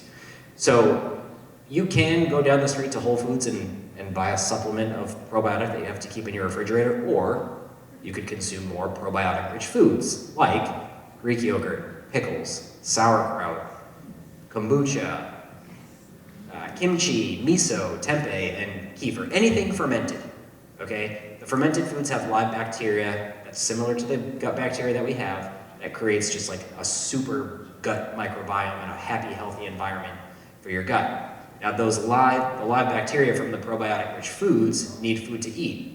Fruits and vegetables, those are prebiotics. So the bacteria eats the fiber and it spits out this happy, healthy gut environment. Now, upwards of 80% of our immune system starts right here in your gut. And not only that, but the majority of the serotonin, a feel-good, mood-boosting hormone that we produce, is produced in the gut. Okay? So if you have a healthy gut, you're generally a happier person. And not to mention, if anything in here doesn't feel right, it's the only thing on your mind. If something in here doesn't feel right, you're thinking about it on the way to work, you're thinking about it while you check your emails, you're thinking about it in your meetings, and you're just, not to mention when you don't feel good, you want foods that make you feel good. And a lot of times that's comfort food or sugar or salt or whatever it is. So prioritizing and taking care of your gut is really important. But other things we want to do. I'll go quick. Go for it. Outside of gut health, hydration. Super easy. Okay? When we are dehydrated, cortisol levels go up. All right? Rule of thumb, half your body weight in ounces. Now that's a lot of weight. Okay? And if you're not doing that now, I wouldn't suggest doing it tomorrow because your stomach and your bladder are not going to be too happy with you. But aiming for half your body in ounces of water, and that's not to say, like other fluids, other beverages, your fruits and vegetables have water, but keeping yourself hydrated. Managing your stress. All right? What I generally tell people, what I generally coach people on, there are a couple kinds of stress here. There are the short-term stress, the things that, we have to do, we might put off, whether it's chores, laundry, car inspection stickers, stuff that you just like push off. If we don't make a list of those things, prioritize them, and get them off our plate, they will turn into big things. Cortisol will continue to rise. When it comes to the bigger stressors, the stuff that probably isn't going to change overnight, whether it's friends, family, finances, and whatnot, when stress really starts to weigh on you, when your cortisol levels are up for a long time, you and only you, everyone in this room is different, but you know what it's going to take to bring your stress level from here to even here. That might be going for a walk. It might be exercise. It might be taking a nap. It might be calling a friend, meditating, journaling, anything like that. But whatever you have to do, whether it's a little thing stressing you out, and you can't get it off your plate, or a big thing stressing you out, manage it. Drop what you're doing And eat, like I said, even if you're a 10 out of 10 stress and you can get yourself to an 8, it's gonna be enough to start to drop those cortisol levels and make you feeling better. Sun exposure. We haven't had much recently, but sun exposure. Getting out there, sun exposure, vitamin D, mood boosting. And then lastly, sleep and quality sleep. For everyone in here, sleep can be and should be your superpower. Okay? Your sleep hygiene routine is your sleep hygiene routine. But what our body does when we sleep, our body recovers, our body goes through a detoxification process. Our body is sleeping and recovering and getting us ready for tomorrow. It's no secret when you get a good quality night's sleep, you feel like a superhero. You are ready to go and tackle the day. And when you don't get a good night's sleep, you're dragging through the day, you're tired, you're irritable, you're moody, and what do you want to eat? It's going to keep you going, don't get me wrong, it works, but it's not the roller coaster you want to ride. So thinking about what it is, whether it's, getting rid of the screen time before bed, or not drinking too many fluids before bed, or even eating a big meal before bed. When our bodies sleep, they want to sleep. They want to recover, they want to detox. If you eat a really big meal, don't get me wrong, if you have a big event like this and you didn't eat, you have to go home and eat dinner, totally fine. But making a habit out of eating a meal really late at night, thinking about all the hormones that do get produced while we're sleeping, if you eat a big meal, now you might fall asleep pretty easy because you got a full belly and you're warm in your bed, but growth hormone, cortisol. Cortisol is, what Bill just said, cortisol is one hormone that naturally rises overnight. It's actually one of the hormones that naturally helps to wake us up. But that big meal, when your body wants to do everything it wants to do through sleep, if now all that blood's going to your belly to break down that food, to move it to your small intestine, to move it to, you're just giving your body more to do. So maybe eating, a little earlier than you usually do. But before I get with the cortisol rising, so for my coffee drinkers in here, I'm talking first thing in the morning, can't do anything until you have coffee drinkers in the morning. When cortisol levels are high, caffeine has a little bit less of an effect. It's harder to attach to those receptors in your brain. What you can do to help bring your cortisol levels down is eat a balanced meal, prioritizing protein. The amino acids actually help to bring cortisol levels down. And then if you have your first cup of coffee, you're ready to roll. And is everything that you said good for both genders? Absolutely. Men and women? Absolutely. Right across the board. Does anyone have anything else that they'd like to add before we go to this amazing, very patient audience? I do. Yes. I just want to give a plug for protein. I know you talked about protein, but just really, really, really how important it is for gaining muscle. So if you're out there trying to strength train and you're not getting enough protein in your diet, you cannot build muscle. So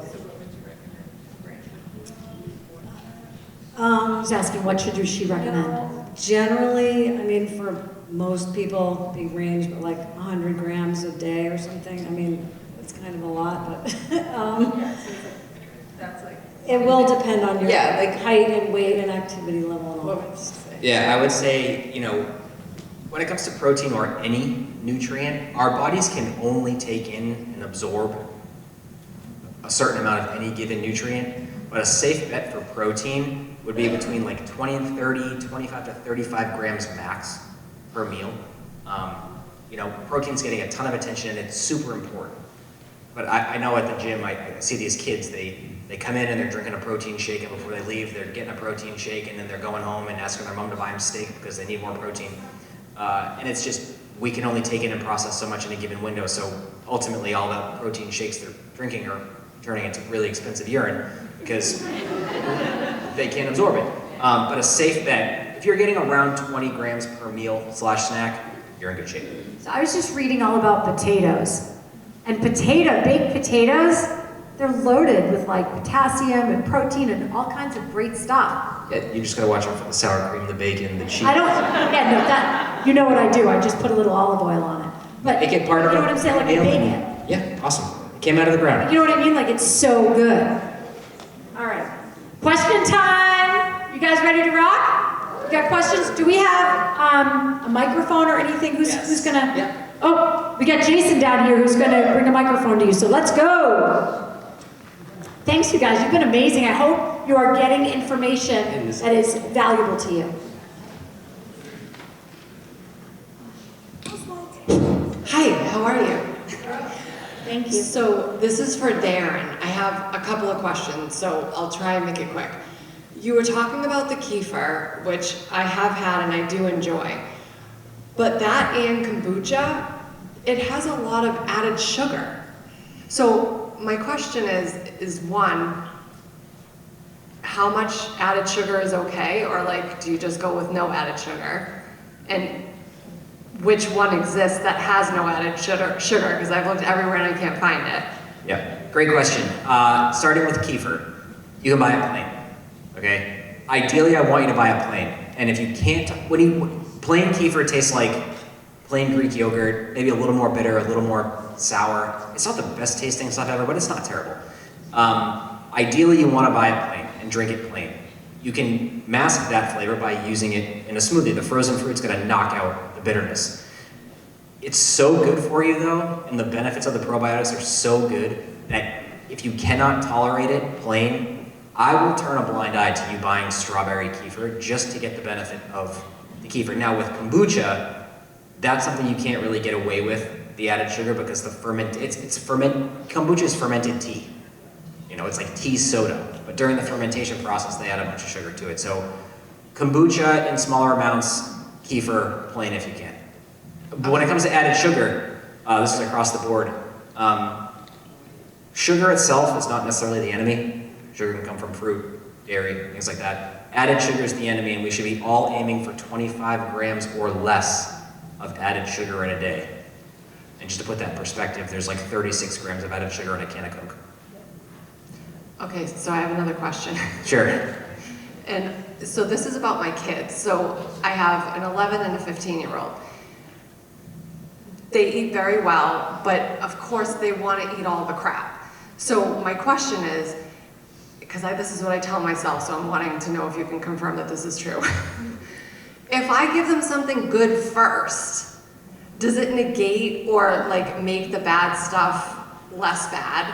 So for example, I make them a smoothie every single morning, but like if I also give them pancakes, is that negating the smoothie, or does the smoothie help negate the pancakes?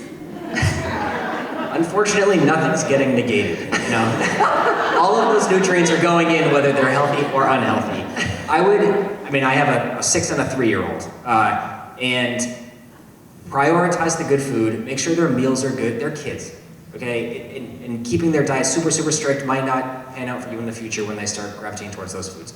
Prioritize the healthy meals, have healthy snacks in the house, but kids break down and process sugar a little bit differently than we do. Their metabolisms are firing, they're always on the move. I would continue to prioritize healthy meals, healthy snacks. You know, they can only eat what's in the house. So do your best to keep it as clean as you can, and if they're gonna munch on some unhealthy things here and there, just know that they're getting the good nutrients.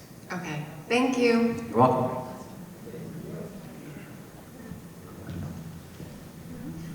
I have a question about testing. I think it might have been Bill who was talking about testing the levels of the hormones. Yeah, I studied before I came, so go ahead. Okay. I've heard conflicting information about testing for hormones. I've heard that if you test for the hormones with a blood test, it's just a snapshot of that particular moment, and therefore, does it really reflect what the accurate level is? Or do you need something that's testing all day long to see how things are moving, just like the cortisol, for example, that's going up and down during the day? That's a great question. There is some validity to that. However, getting an idea of where somebody is, looking at blood levels of hormones. If I have a post or perimenopausal patient coming in, I see that their estradiol level is at 84 or it's at 22. That's going to be a very big difference. Their symptoms are also going to help support any actions we take.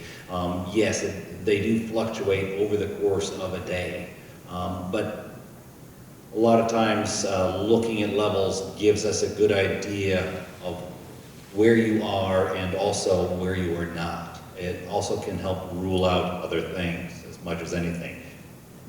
So if you're asking, should we check hormone levels to tell if you're in perimenopause versus menopause, the best piece of information to figure that out is what your periods are doing. So I know where you are based on what you tell me your cycles are doing. I can tell you you're in early perimenopause, late menopause transition, which is late perimenopause or menopause. So that's my best piece of clinical information. The goal of hormone replacement therapy is to make you feel better. It's not to hit a certain level of a serum level.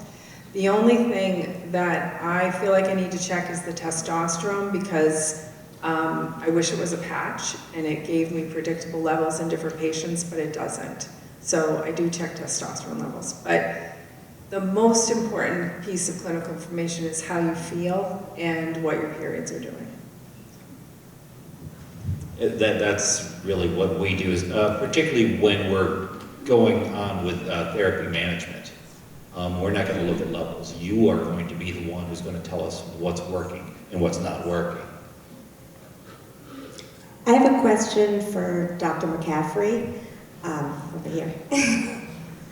I have been in menopause for a year and a half, and I recently got my period. Had an MRI, had everything checked. When I went back to my physician, they said, and led me on my way. So I haven't started hormonal replacement therapy. I had purchased it and I was in the process, but I stopped because I didn't know what this period after a year and a half of menopause meant. So menopause by definition is no period for a year. But it is true that, remember I said that when you're in menopause, it's not really that there are no eggs left. It's really that you've hit some threshold that made the whole system shut down. So you can have like a random period. I have had elderly patients be like, it seemed like a period, it acted like a period. And that does happen, but anytime someone's been more than a year since having their final menstrual period, we always treat it like postmenopausal bleeding and make sure that there doesn't seem to be a thickening of the lining of the uterus or polyps or things like that. So if you were evaluated thoroughly for an abnormality of the lining of the uterus that would have caused the bleeding, then you could start hormones if you want. Great, thank you. You're welcome. I would also add, it's not terribly uncommon to see patients who have been postmenopausal for a year or two, when they initiate hormone replacement therapy, to have a period. Very commonly 14 days to the day they start. Yeah, it's really common, like just, I know one expert word from where I went to medical school at NYU says he pretty much ignores like little bleeding the first 3 months of starting hormone replacement therapy. I don't, because that's not my personality. I always kind of chase it around, make sure nothing is going on, and then continue on the hormones. So. Hi, I'm over here. Hi. So I'm 43, and this perimenopause is a hot new topic amongst my mom friends. And I think my question for Dr. McCaffrey and maybe Bill as well is, when I see my primary care physician, in addition to like testing, since these symptoms are so kind of could be stress, like these symptoms aren't specific, and my period is very regular, but I feel some sort of underlying difference, and it's really difficult to verbalize. And then again, it's like, is it worth testing something, or what at this point? So what they tend to do is, I'll check your hormones, right? And then you get them back and they're like, okay, they're normal. And then you go on your way and you feel like crap and you want somebody to help you. What I would recommend you do is track your symptoms and see if they cycle. If you're not in any, you're not on birth control or anything and you're cycling normally, then if you track your symptoms, then you'll be able to see, like, are you having, for example, estrogen deficiency symptoms? So women get menstrual migraines because our estrogen level dips at the beginning of the cycle. Are you having prickly, irritable, bloaty, breast tenderness, all that stuff, rage at your partner in the 2 weeks before the period? Then you're having luteal phase symptoms from the high hormones, particularly the progesterone. Well, you can ask my husband, who's sitting two people from you, but I... Yeah. It's always rage against the husband, I'm sorry, always. But the 2 weeks, that makes so much sense because you always think of PMS as the symptoms right before getting your period. But for me, I absolutely notice it usually like 10 to 12 days prior. Yeah. So you're basically, you've got that perimenopause PMS on steroids. What do I do? You most likely need to suppress that part of your cycle with progesterone. You could start with micronized progesterone, which is not as strong, and sometimes that's a good way to dip your toes in the water because it'll help you sleep. It's metabolically neutral. There's really no downside. But a lot of times, birth control levels of progesterone are needed to get that ovary to not be, bouncing all around with the hormones. And then once you do that, you can add things based on symptoms. Do you do it only for that short period of time, or is it something that you continue? I would do it for a while. I would do till 55. No, but you just every day, you just do it, or is it during that 2 week period? You can do it that way. So Bill actually mentioned that when he was talking that there are different ways to do it. So PMS stuff that tends to happen in that luteal phase. You can do progesterone just during that phase. So if I have someone who wants to try that like Bill, I'll use micronized progesterone, which is a natural progesterone, calming and sedating, and I'll give my patients license to play with it. Try 200 milligrams, try 300 milligrams, and see, and do it either every night or increase the dose during the luteal phase or just do it during the luteal phase. You can play with it, there's no downside to it.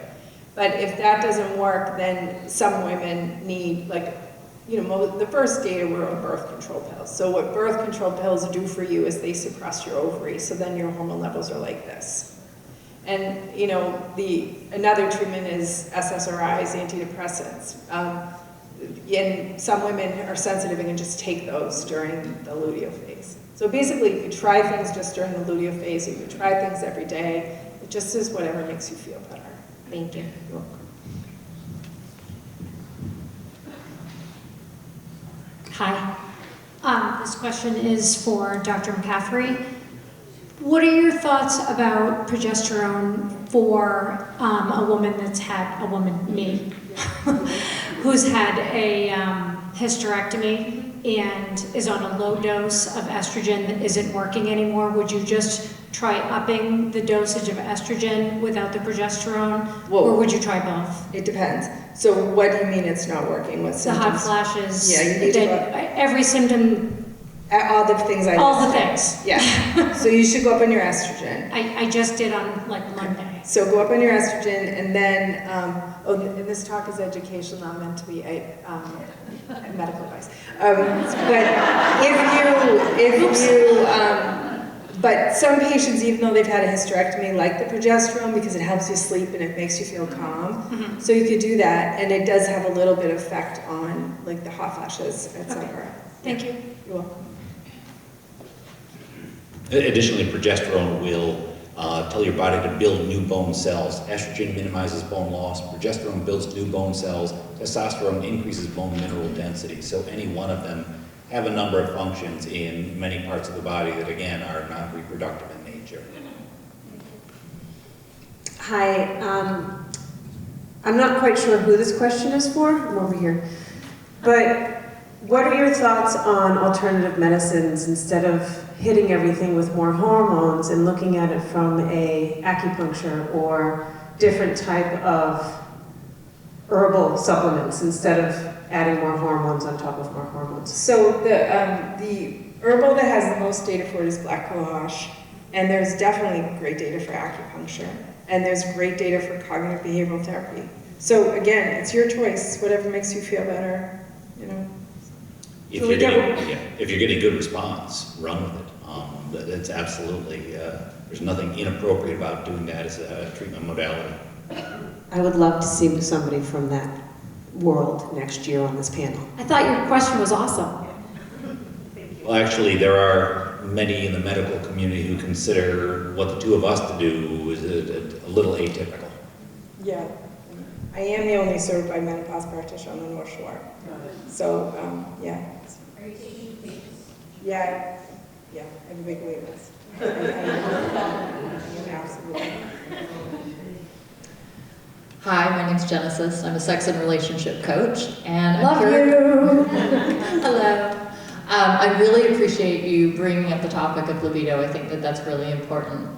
I'm curious what your thoughts were on the study that was published in Menopause magazine in December of 23, showing that sexual activity and pleasure decreased menopause and perimenopause symptoms. I mean, I did not read that study, but if we think it out, I mean, you know, overall, hormones are also brain chemicals. So estrogen interacts with our serotonin system, and vice versa. Serotonin interacts with our estrogen system. So for example, a trick if someone's had a breast cancer is you could use an SSRI for hot flashes. So that doesn't surprise me at all. If, you know, sexual activity increases your serotonin and all your good neurotransmitters in your brain, then it makes perfect sense to me that it would also help with hot flashes. Great, thank you. Yeah. Pleasure is medicine. It has been my stance for a while.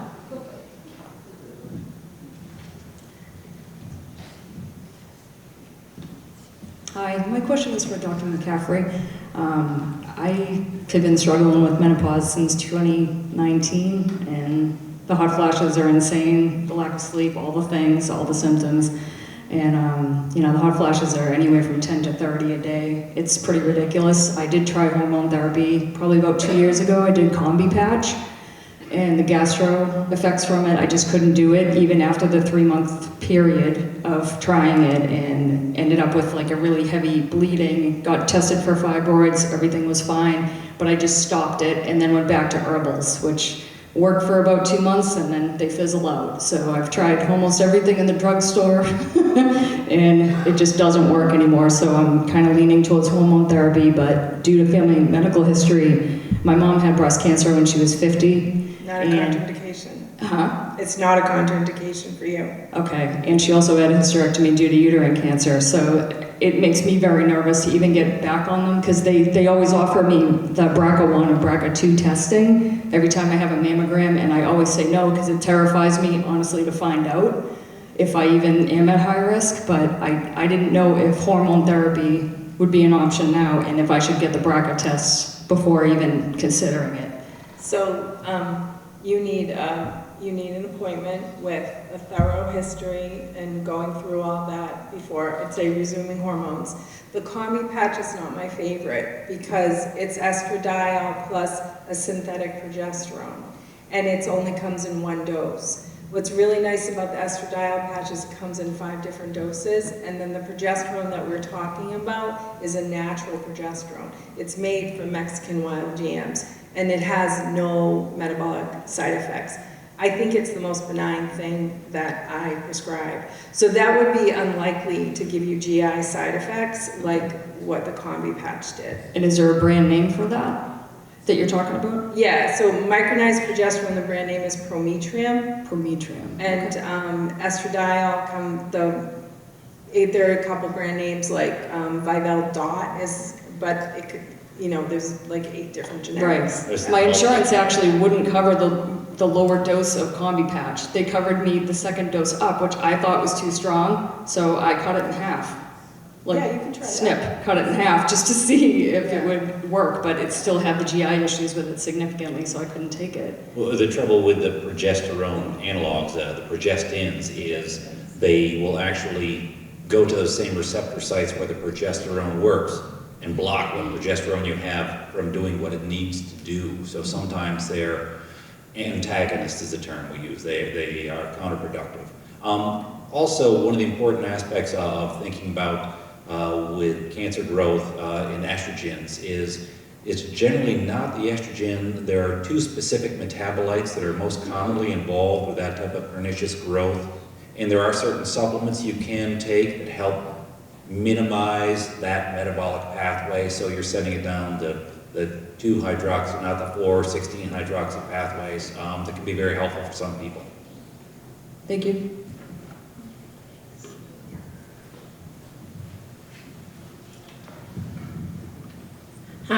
question. I got a hysterectomy at 42. I'm 54. I'm very lucky. My libido is awesome, ladies, so I'm sorry for those that are not. And I'm single, so it's fun.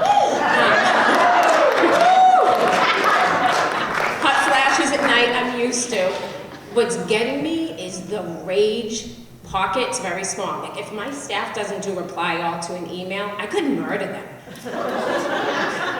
How could I tell if my doctor just gave me a prescription for antidepressant and sent me on my way, and that was it. I can't get any help from the PCP. Am I in the beginning, middle, end stages of menopause, and how long do I have to deal with trying not to murder someone? So the short answer is I don't know.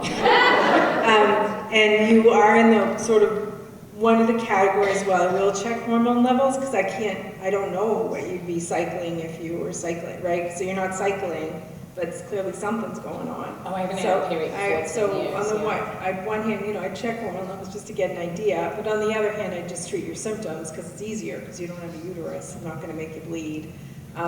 So it's hard to say. So the primary cares tend to be most comfortable with SSRIs, and they tend to do that.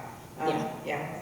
I would remove the sharp objects from the office. I was going to say, do your lovers know about this? And I want to see you on 48 hours, okay? Thank you.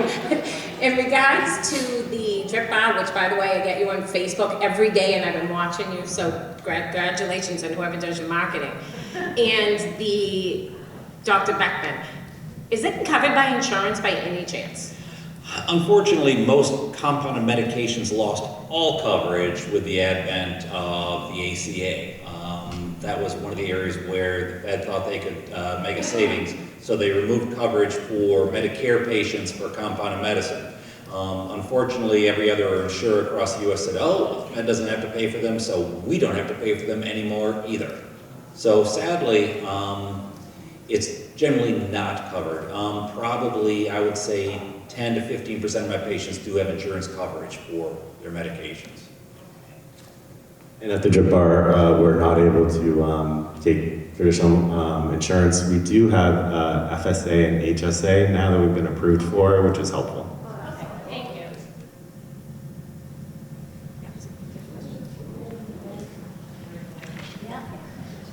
you. Age 45, put on birth control for perimenopause symptoms, successful. If there was a switch to the hormone replacement therapy, what do you recommend for a timeline on being off of birth control and then getting on to hormone replacement therapy? Because the PCP says to stay on it only until you're 50 for blood clot reasons and things like that. So I have patients who will do their birth control to 55 because they had such a bad experience with bleeding and so forth, they just don't want to check it out. But a lot of people when they get to like 51 or so are like, I'm sort of curious. And so we could do a washout, in like a month or so and check levels and stuff at the end of the month and kind of see if it seems like you're in menopause, and then switch to hormone replacement therapy. And if it's a bad experiment and you bleed all over the place, put you back on the pill. And if it's a good experiment, Charles Manson. we keep on going. So, yeah. Oral estrogens, whether they're natural or synthetic, are all associated with blood clots. That's one of the problems with oral estrogens. Thank you. But it's not true that you have to come off your birth control pill at 50. That's not a real thing. So. Hi, this is probably a question for Darren. I know you mentioned prebiotics and probiotics. Are there any cautions with, if you're not used to them, for your body to start them so that you don't have stomach pains or cramps? Do you have to ramp up to it, or do you just jump right in? Great question. In my experience, I mean, if you do have any sort of apprehension in doing it, I would start slow, like I would suggest with anything else. But everything I've read, everything I've experienced is that with probiotics in particular, you can't overdo it. Unless you have a particular sensitivity to if you have any particular food sensitivities or food allergies, I would say go slow. Whether that's dairy or any other food sensitivity you might have. But in my experience and everything that I've read is that, you can't overdo it with the probiotics. I mean, ultimately, so the probiotics, again, are the fermented foods, which I'm saying you can't really overdo it on. The prebiotics are high fiber foods. So yes, gas, bloating. If you're loading up on a ton of Brussels sprouts and broccoli and cauliflower, you're probably going to be pretty uncomfortable. But no, I mean, if you're eating balanced meals and prioritizing fiber through fruits and vegetables, and you start to incorporate whether it's the kefir or sauerkraut, pickles, the Greek yogurt, whatever it is, I don't have any major concerns that you would overdo it with probiotics. If you're doing a supplementation, most probiotics are great. Some folks will have sensitivities to taking the FOS, fructooligosaccharides, as a prebiotic in higher doses. The inulin people tend to do fairly well with. And the third component of that are actually some of these medium chain triglyceride, short chain fatty acid things, such as coconut oil or L-glutamine is something that helps line the lining of the gut to really help seal it. So that's an important part of it. But some folks will have problems. Most folks are going to do pretty well. Unless they have too many Brussels sprouts, then they might have problems with long-term relationships.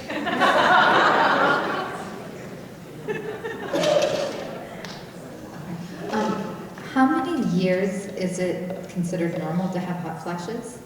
Oh, so hot flashes last on average 7.4 years after the final menstrual period. What was that again?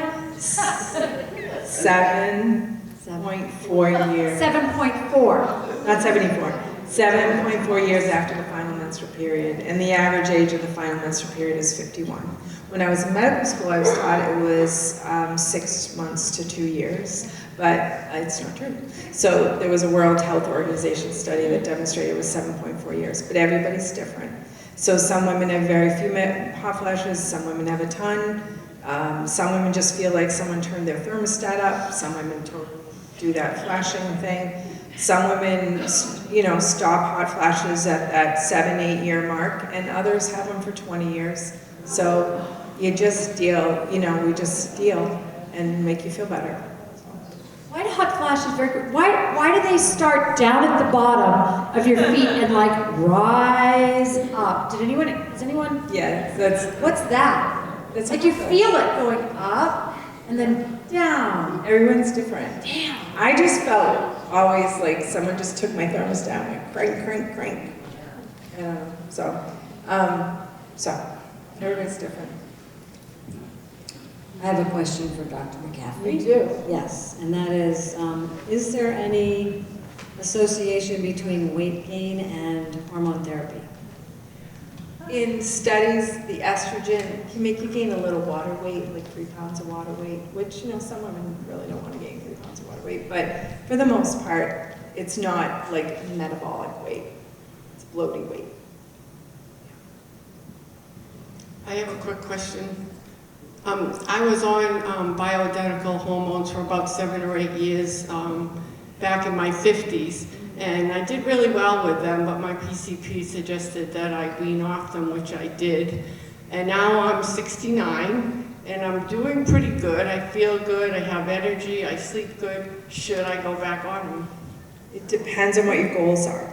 So when we get later in menopause, so, you know, I personally am 62, but when we get, you know, into our 60s, then our goals are going to change. And so my patients who might show up having had, because of the WHI and stuff, this holiday that they didn't want to have, that's what we talk about, what are your goals? And our goals tend to be bone, skin, hair, and the genitourinary syndrome of the menopause. So, you know, bone, as we've talked about over and over, is incredibly important. A frail elderly woman who breaks her hip has a 50% risk of death within a year of that happening. I think that's, you know, incredibly important public health problem, as you do. So, you know, we lose our hair thins, estrogen helps us hold on to hair, and our skin gets dry. But the genitourinary syndrome of the menopause includes the bladder, the urethra, the vulva, the vagina. So all those tissues have a ton of estrogen receptors. And with the drop in estrogens, they get thinner and paler and drier and all of that. There are studies to show that using a smidge of estradiol cream on the urethra prevents urosepsis in women, hospitalization, and death. I think every woman should get a tube of estrogen when she turns 65, but Medicare hates women, and it costs $300 if you have straight men. Is that $300. Is that something your PCP can prescribe for? Yeah, your PCP could write it for you. A compounded version would probably cost about $65. That's a good point. Yeah, he can make you something for $65. It's definitely cheaper. I go to bed. I also had a patient who had done HRT back in her 60s, early 60s. She presented to me from another physician and said, demanding that she be restarted on. She is 82 years old and plays pickleball competitively 4 days a week. Yeah, you know, there are women out there who never got taken off their Premarin or their Prempro, and they're down in Florida playing tennis. Like they just slipped through the cracks and they just kept taking their estrogen. Thank you.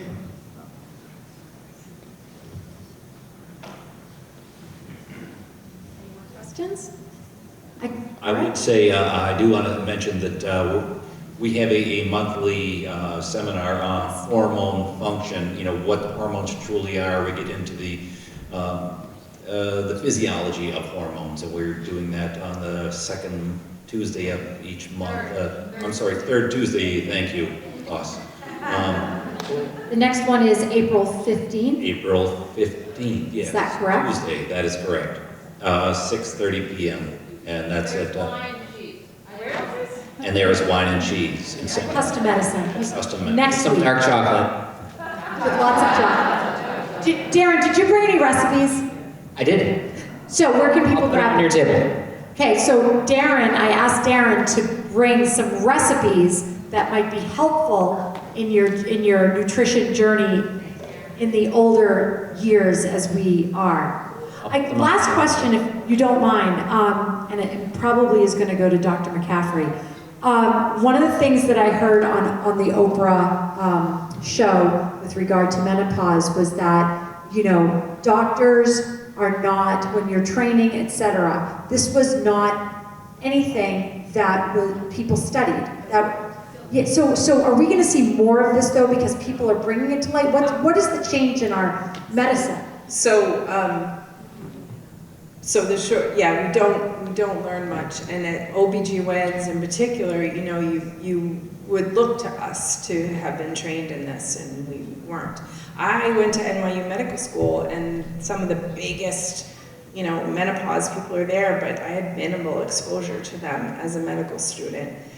I sought training in menopause about 12 to 15 years ago because I was seeing a lot of patients.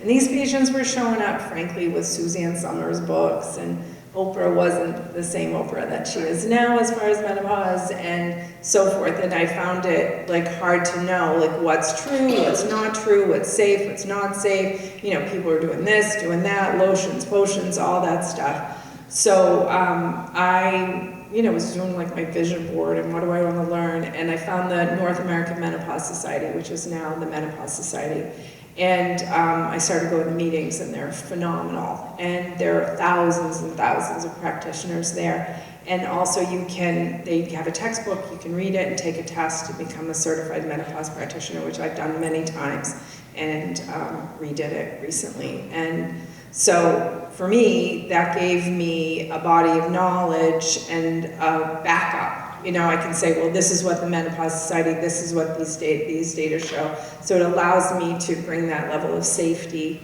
and knowledge base to the area. And also for me, because I'm alone here as far as being a menopause practitioner, when I go to the meetings, there's thousands of women, you know, you do those polls and what do you think and what would you do? And I get to find out that I do the same thing as thousands of menopause practitioners from Canada, Mexico, you know, the United States, all over the place. So what I've noticed about a year ago is that the social media changed, and I saw things that were correct on social media, and that was a new experience for me.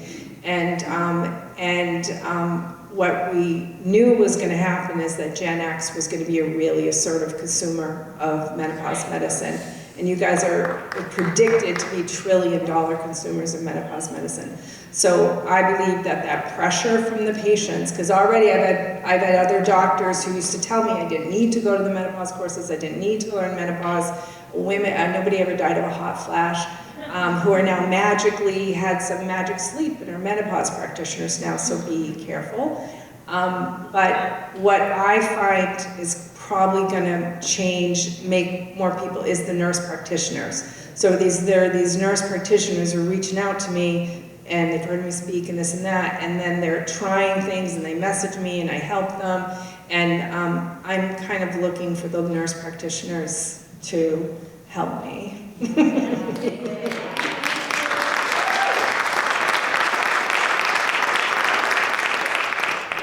Last word, anyone? You good?